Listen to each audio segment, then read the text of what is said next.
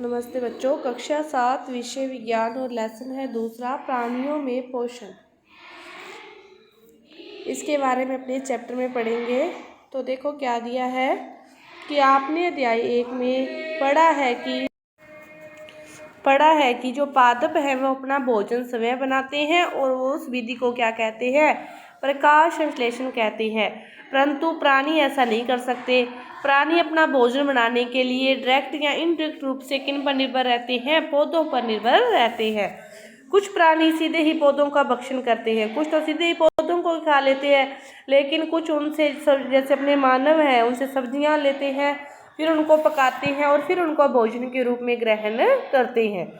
कुछ जंतु, पौधे, जंतु दोनों को खाते हैं। कुछ जंतु होते हैं वो पौधों को भी खाते हैं और जंतुओं को भी खाते हैं। याद रखिए कि मानव सहित सभी जीवों को वृद्धि करने और शरीर को स्वस्थ एवं गतिशील बनाए रखने के लिए खाद्य पदार्थों की आवश्यकता होती है।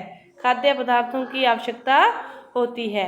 प्राणियों के पोषण में पोषक तत्वों की आवश्यकता, आहार के अंतःग्रहण की विधि, शरीर में इसके उपयोग करने की विधि सम्मिलित है। प्राणियों के पोषण में पोषक तत्वों की कौन कौन से पोषक तत्वों की आवश्यकता है, वो आहार के अंतःग्रहण की विधि और शरीर में इसका उपयोग करने की जो विधि है, ये सारी इसके अंतर्गत सम्मिलित है। कक्षा 6 में आपने पढ़ चुके हैं कि भोजन के अनेक घटक होते हैं। कौन कौन से होते हैं? कार्बोहाइड्रेट, वसा, प्रोटीन, विटामिन, ये सारे भोजन के घटक हैं। कार्बोहाइड्रेट जैसे कुछ संघटक जटिल पदार्थ हैं। जटिल पदार्थों का उपयोग सीधे इसी रूप में नहीं करते। अनेक जो जंतु हैं वो कार्बोहाइड्रेट, प्रोटीन, वसा, ये सारे जटिल पदार्थ हैं, इनका उपयोग वो सीधे ही नहीं करते। इनको छोटे छोटे टुकड़ों में तोड़कर फिर इनका उपयोग वो करते हैं। सीधा ही इनका उपयोग नहीं किया जाता क्योंकि इनका पाचन नहीं हो सकता, तो छोटे छोटे टुकड़ों में इनको तोड़ते हैं तो फिर इनको पाचन किया जा सकता है। जटिल पदार्थों को सरल पदार्थों में परिवर्तित होना या टूटना विखंडन कहलाता है और उसी प्रक्रम को पाचन कहते हैं। सीधा इनका पाचन नहीं संभव, छोटे छोटे टुकड़ों में तोड़ने के बाद ही इनका पाचन संभव है। इसके बाद देखते हैं खाद्य अंतःग्रहण की विभिन्न विधियां। किनकी कौन कौन सी विधियां हैं? भोजन के अंतःग्रहण की विधि विभिन्न जीवों में भिन्न भिन्न होती है। मधुमक्खी एवं मरमर पक्षी पौधों का मकरंद चूसते हैं। मानव एवं कुछ अन्य जंतुओं में शिशु मां का दूध पीते हैं। अजगर जैसे सर्प वंश के प्राणी अपने शिकार को समूचा ही निगल जाते हैं। जैसे जो मधुमक्खियां हैं, पक्षी हैं, ये तो पौधों का मकरंद ही चूसते हैं। जो मानव हैं या कुछ अन्य जंतु हैं वो दूध पीते हैं। तो अजगर है वो सर्प वंश के जो प्राणी हैं वो अपने शिकार को समूचा ही, पूरा ही, बिना उनको टुकड़ों में डिवाइड किए पूरे को ही सीधा निगल जाते हैं। कुछ जलीय प्राणी हैं वो अपने आसपास पानी में तैरते हुए खाद्य कणों को छान कर उनका भक्षण करते हैं। खाद्य कणों को वो छान कर उनका भक्षण करते हैं। तो सभी क्या है, अलग अलग तरीके से अपना भोजन है वो ग्रहण करते हैं।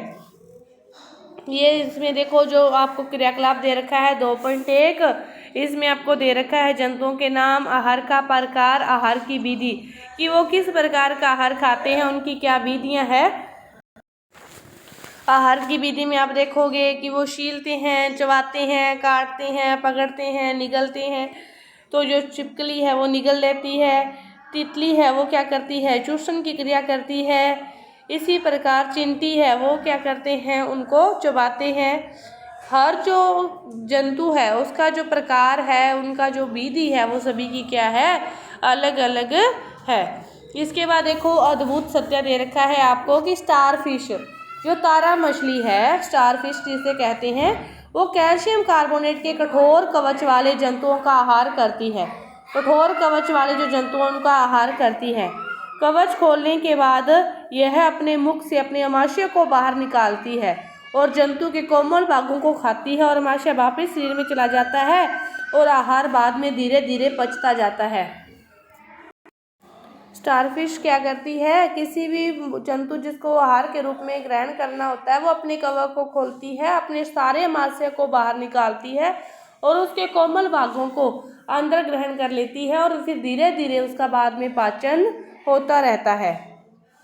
ये स्टारफिश के भोजन ग्रहण करने का तरीका है। इसके बाद देखो मानव में पाचन कैसे होता है। तो हम अपने मुख के द्वारा भोजन को ग्रहण करते हैं और इसे पचाते हैं, फिर इसका उपयोग करते हैं और आहार में बिना पचा जो भाग है उसका निष्कासित कर देते हैं, उसको बाहर निकाल देते हैं। तो भोजन एक स्तत नली से गुजरता है। इस पूरी प्रक्रिया के दौरान भोजन एक स्तत नली से सीधी नली से गुजरता है और इस नली को विभिन्न भागों में बांटा गया है। पहला भाग है मुख गुहिका, दूसरा है ग्रास नली या ग्रसिका, तीसरा भाग है अमाशय, फिर छोटी आंत और फिर बड़ी आंत। उसको 5 भागों में और छठा भाग फिर है गुदा। इस जो आहार नली है जिस पूरी स्तत जिससे भोजन स्टार्टिंग से लेकर एंड पॉइंट तक जाता है, इसको 6 भागों में बांटा गया है। मुख गुहिका, ग्रास नली, अमाशय, छोटी आंत, बड़ी आंत और गुदा। तो यह एक बहुत लंबा मार्ग नहीं है।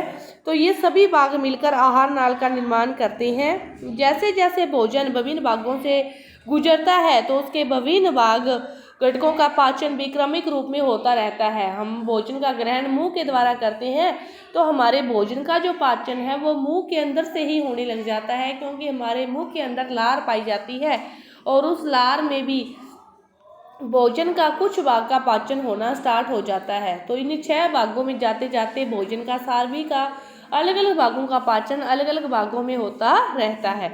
एक ही जगह भोजन का पाचन नहीं होता।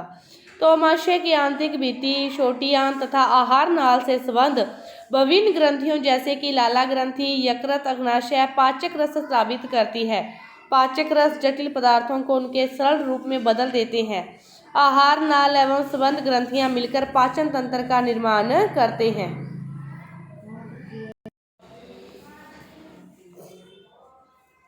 इसके बाद देखो ये आपको पूरे मानव की जो ग्रास नली है जिससे भोजन गुजरता है, जैसे मुख गुहिका ये स्टार्टिंग पॉइंट है, लाला ग्रंथि ये रही, फिर ग्रसिका, इसके बाद ये ग्रसिका इस पार्ट को कहते हैं। ग्रसिका के बाद अमाशय, अमाशय ये रहा, अमाशय के बाद भोजन जाता है छोटी आंत में, फिर जाता है बड़ी आंत में और लास्ट में ये है गुदा। तो ये पूरे भाग हैं जिससे भोजन जाता है स्टेप बाय स्टेप और उनके अंदर के भागों का पाचन भी स्टेप बाय स्टेप उनके अंदर होता रहता है। तो सबसे पहले है मुख एवं मुख गुहिका। इसके अंदर देखते हैं कि भोजन के कौन से भाग का पाचन होता है। तो भोजन का अंतःग्रहण मुख द्वारा होता है। आहार को शरीर के अंदर लेने की क्रिया अंतःग्रहण कहलाती है। भोजन का जो अंतःग्रहण है वो किसके द्वारा होता है? मुख के द्वारा ही होता है। और आहार को शरीर के अंदर लेने की क्रिया क्या कहलाती है? अंतःग्रहण कहलाती है। इसके बाद देखो हम दांतों की सहायता से भोजन को चबाते हैं और यांत्रिक विधि द्वारा छोटे छोटे टुकड़ों में पीस डालते हैं। भोजन को मुंह में लेते हैं तो दांतों की सहायता से उसको छोटे छोटे टुकड़ों में चबाते हैं और छोटे छोटे टुकड़ों में डालते हैं। तो प्रत्येक दांत मसूड़ों के बीच अलग अलग गर्तिका से धंसा होता है और हमारे दांतों की जो आकृति है सभी की वो भी क्या होती है? अलग अलग होती है और उनके कार्य भी सभी के अलग अलग होते हैं और दांतों के नाम भी क्या हैं? अलग अलग हैं। सभी दांतों के नाम अलग अलग हैं, उनके कार्य अलग अलग हैं, उनको विभिन्न भागों में बांटा गया है, उनकी आकृति भी क्या है? अलग अलग है। इसके बाद अपने दांतों के बारे में देखते हैं। तो देखो ये दांत हैं, जो आगे के दांत हैं वो क्या कहलाते हैं? कृंतनिक कहलाते हैं। आगे के 4 जो दांत हैं वो क्या कहलाते हैं? कृंतनिक कहलाते हैं।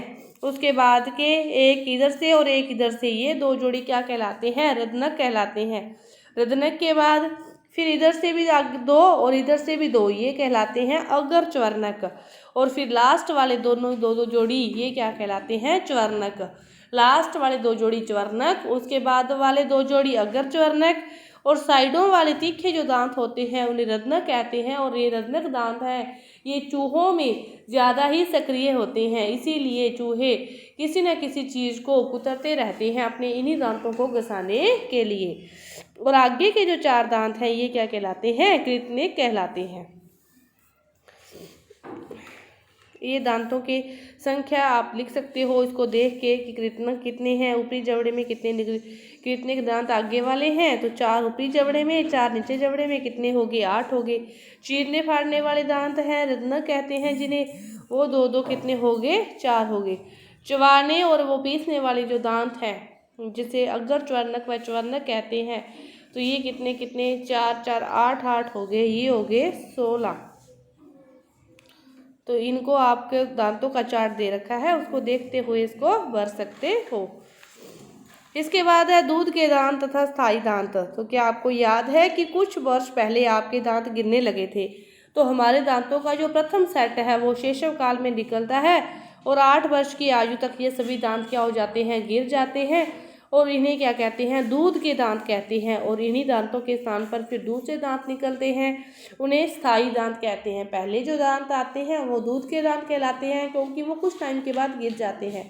बाद में जो दांत आते हैं वे क्या होते हैं, स्थायी दांत होते हैं। सामान्य स्वस्थ व्यक्ति के स्थायी दांत पूरे जीवन भर रहते हैं और बुढ़ापे में जाकर फिर प्रायः वो गिरने लग जाते हैं। इसके बाद क्रियाकलाप दे रखा है आपको 2.3। इसमें क्या दे रखा है कि 2 परखनलियाँ लो, एक ए ले लो और एक बी ले लो, दोनों को चिन्हित कर दो। परखनली ए में 1 चम्मच आप उबले चावल डाल लो और 1 चम्मच उबले चावल मुख में लेकर 3-5 मिनट तक उनको चबाइए और इन्हें फिर दूसरी परखनली बी में डालो। पहले सीधे जो उबले चावल हैं वो तो किस में डाल दो, परखनली ए में, और चबाने के बाद उस चावलों को क्या डाल दो, परखनली बी में। अब क्या करो, दोनों परखनलियों में आप 3-4 ml फिर जल डाल दो और फिर दोनों परखनलियों में आयोडीन की विलयन की 2-3 बूंदें डाल दो। तो आप क्या देखते हो, ए व बी में क्या अंतर आता है।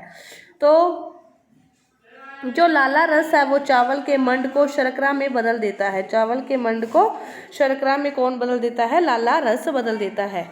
जीभ क्या है, एक मांसपेशीय अंग है जो पीछे की ओर जीभ एक मांसपेशीय अंग है जो पीछे की ओर मुख गुहिका के अधर तल से जुड़ी होती है, लेकिन इसका जो आगे का भाग है वो स्वतंत्र होता है, खुला होता है और ये किसी भी दिशा में मुड़ सकता है। तो क्या आपको जीभ के कार्य ज्ञात है। हम बोलने के लिए जीभ का उपयोग करते हैं। इसके अतिरिक्त यह क्या करती है, भोजन में लार को मिलाने का कार्य भी करती है और निगलने में भी सहायता करती है। जीभ के द्वारा ही हमें स्वाद का पता चलता है। तो जीभ में क्या पाई जाती है, स्वाद कलिकाएं पाई जाती है, जिनकी सहायता से हम विभिन्न प्रकार के स्वाद का पता लगा सकते हैं। तो जीभ के कार्य क्या हैं कि यह भोजन को निगलने में भी सहायता करती है और दूसरा कार्य है कि इसमें स्वाद कलिकाएं भी पाई जाती है।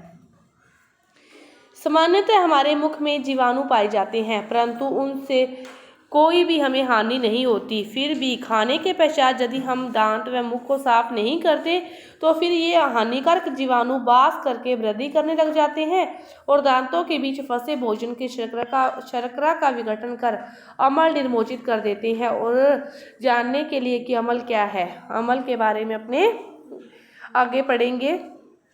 तो ये अम्ल धीरे धीरे दांत को क्षति पहुंचाते हैं और इसे दंत क्षय कहते हैं। यदि समय रहते इसका उपचार न किया जाए तो दांतों में फिर पीड़ा हो जाती है और यदि ज़्यादा ही यह पीड़ा बढ़ जाए तो फिर वो दांत टूट कर गिर भी जाता है। चॉकलेट, ठंडे पेय, चीनी युक्त मिठाइयाँ व अन्य पदार्थ हैं वो दंत क्षय के लिए मुख्य रूप से उत्तरदायी होते हैं। प्रत्येक व्यक्ति को अपने दांतों को स्वस्थ रखने के लिए कम से कम 2 बार ब्रश करना चाहिए और कोई भी मिठाई वाली चीज़, मीठी ज़्यादा चीज़ खाने के पश्चात कुल्ला भी करना चाहिए। तो जीभ के कार्य देखिए अपने कि जीभ हमें स्वाद का बताती है और भोजन निकलने में भी जीभ हमारी सहायता करती है। इसके बाद देखो क्रियाकलाप दे रखा है 2.4। क्या करो कि निम्न पदार्थों के आप अलग अलग विलयन तैयार करो।